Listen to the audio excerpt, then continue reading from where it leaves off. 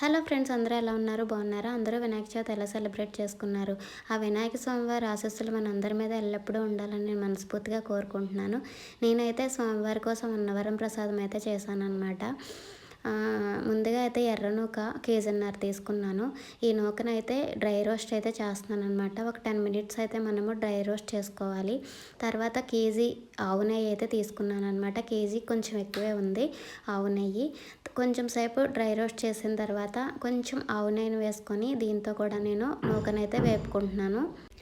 ఇదైతే కొంచెం మంచిగా స్మెల్ వచ్చే వరకు మనం రోస్ట్ చేసుకోవాలన్నమాట. ఇది ఒక పక్క రోస్ట్ చేసుకుంటేనే బెల్లం అయితే నేను పాకంకి రెడీ చేస్తున్నాం అనమాట.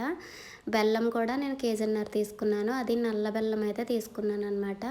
నేను మా సిస్టర్ ఇలా కలిపి ఈ ప్రసాదం అయితే ప్రిపేర్ చేస్తున్నాము.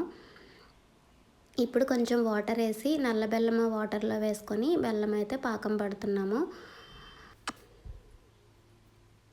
ఒక పక్క అయితే నూకైతే వేగుతుందనమాట. పాకం అయితే రెడీ అయిపోయింది. ఇప్పుడు దీన్ని వడకపెట్టేసుకున్నాము. ఎందుకంటే మట్టి కానీ ఏమైనా చెత్త అలాంటివి ఏమైనా ఉంటే పోతాయి కాబట్టి ఒక వైట్ క్లాత్ తీసుకుని దాంతో అయితే వడకపెట్టేశాను. ఇప్పుడైతే నూక ఉడకపెట్టుకోవడానికి వాటర్ అయితే మరగపెడుతున్నాం అనమాట.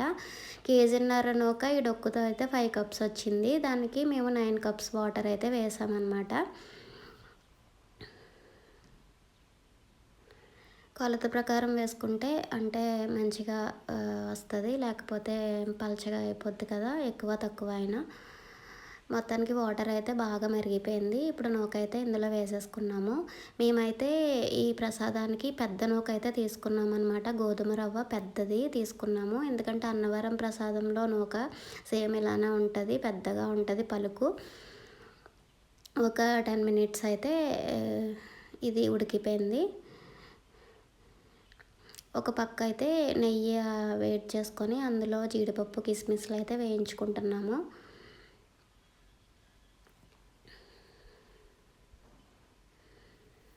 అన్నవరం ప్రసాదంలో కిస్మిస్లా ఉంటాయి, జీడిపప్పులు ఉండవు, కానీ మేము జీడిపప్పులు కూడా వేస్తున్నాను అనమాట. ఇవైతే వేగిపోయాయి అన్నమాట, పక్కన పెట్టేసుకున్నాము. ఇంకా నూకైతే బాగా ఉడికిపోయింది, మేము అనుకున్నట్టుగా ఉడికింది. నూక బాగా మెత్తగా ఉడికిపోకూడదు, అలాగని గట్టిగా కూడా ఉండకూడదు. ఈ విధంగా అయితే ఉడికిపోవాలన్నమాట. ఇందులో కొంచెం ఆవు నెయ్యి యాడ్ చేసుకొని మళ్ళీ ఒకసారి కలుపుకోవాలి. ఇందాక మనం రెడీ చేసి పెట్టుకున్న పాకంలో ఇది పచ్చకర్పూరం అనమాట. దీన్ని కొంచెం పొడి చేసుకొని ఈ పాకంలో అయితే మిక్స్ చేసుకోవాలి. తర్వాత యాలకుల పొడిని కూడా రెడీ చేసుకొని ఇందులో అయితే కలిపేసుకోవాలన్నమాట. ఈ రెండు బాగా పాకంలో కలుపుకోవాలి.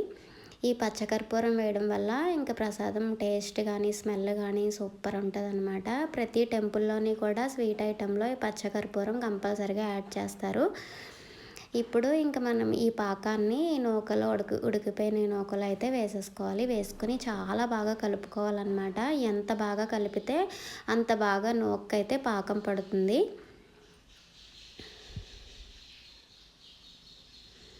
ఇంకా పాకం కలుపుకున్న తర్వాత ఈ ఆవు నెయ్యి మొత్తం ఉన్న ఆవు నెయ్యి అంతా ఇంక ఇందులో వేసేసుకోవాలన్నమాట. చూసారు కదా, నెయ్యి వేసుకున్న తర్వాత ప్రసాదం లుక్కే మారిపోయింది.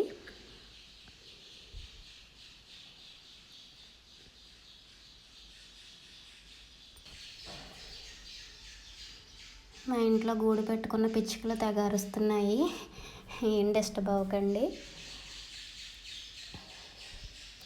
ఇంకా ప్రసాదం అయితే టోటల్గా రెడీ అయిపోయింది. ఇంకా కొంచెం ఆవు నెయ్యి ఉంటే అది కూడా యాడ్ చేసేసుకున్నాను అన్నమాట. ప్రసాదం అయితే మేము అనుకున్నట్టుగా చాలా బాగా వచ్చింది. ఇంకా దీన్ని ఈ క్యాన్లో అయితే వంపేసుకుంటున్నాము. ఇంకా తర్వాత మనం ఇందాక వేయించి పెట్టుకున్న జీడిపప్పులు కిస్మిస్లు కూడా ఇందులో వేసేసుకోవాలన్నమాట. ఇంకా మేము అస్సలు ఇంకా ప్రసాదాన్ని కదపలేదు. ఇంకా మొత్తం ప్రసాదం అంతా క్యాన్లో వేసేసి స్వామివారికి అయితే పంపించేసామన్నమాట. ఇంకా ఏమీ మేము కలపలేదు. అక్కడికి వెళ్ళిన తర్వాత మా హస్బెండ్కి నేను వీడియో తీసి పెట్టండి ప్రసాదం అందరికీ పెట్టినట్టుగా అదేం చెప్పాను, కానీ ఆయన అసలు ఏమీ తీయలేదు. ప్రసాదం అంతా ఇలా పెట్టగానే ఇంకా అందరికీ పంచిపెట్టేశారంట. ఇంకా అసలు కొంచెం కూడా మిగలలేదంట. చాలా టేస్టీగా ఉంది అని చెప్పారనమాట. నాకైతే చాలా హ్యాపీగా అనిపించింది. మీకు కూడా వీడియో నచ్చితే please like, share, subscribe my channel. Bye bye.